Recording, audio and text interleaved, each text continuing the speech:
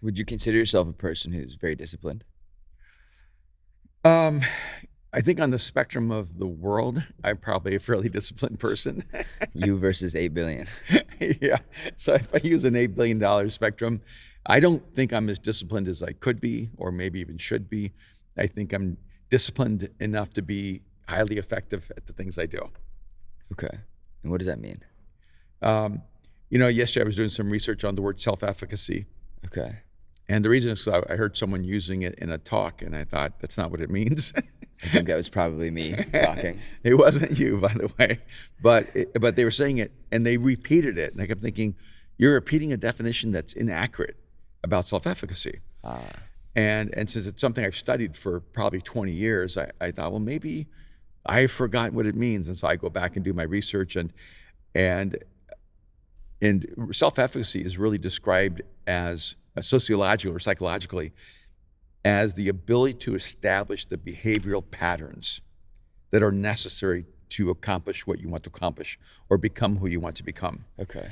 And one of the reasons I'm aware of it is that when they were testing on self-efficacy, my self-efficacy is extremely high, and which is different than self-confidence, and it's different than self-assurance.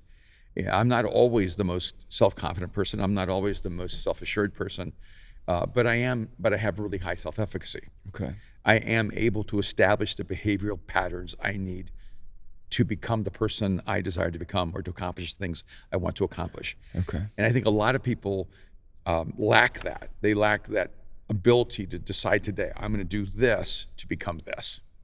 Okay. And I think it's one of the keys to my success. So I consider that to be the discipline of my life. Interesting. Where do you feel like you developed that or picked that up? Maybe just one, like disappointment with my own ability to stay the same at times, and going, I can't stay like this, and I refuse to live in status quo. So I do have a strong drive to always be growing and advancing and developing.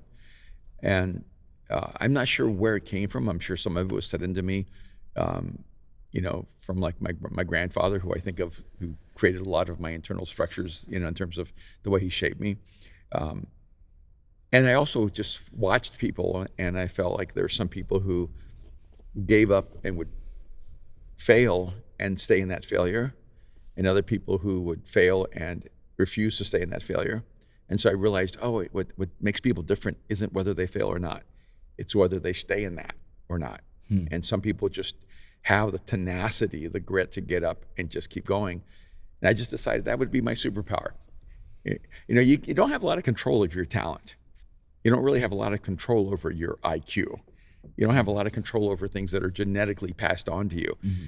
And so one of the few things you can actually control are the behaviors you choose that actually help you move toward the person you want to become. Yeah. So I just like having maybe that sense of control in my life, that these are the behaviors I choose. I love that. Yeah. I love that.